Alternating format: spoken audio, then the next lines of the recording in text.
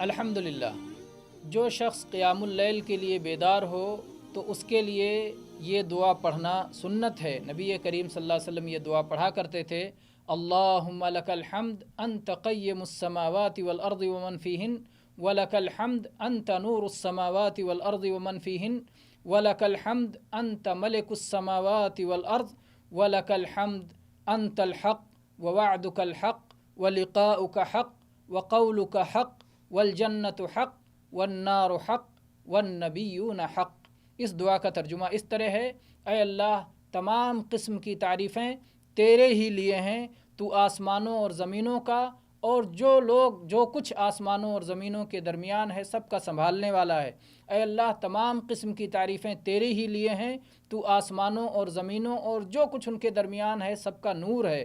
اے اللہ تمام قسم کی تعریفیں تیرے ہی لیے ہیں، تو آسمانوں اور زمینوں کا بادشاہ ہے۔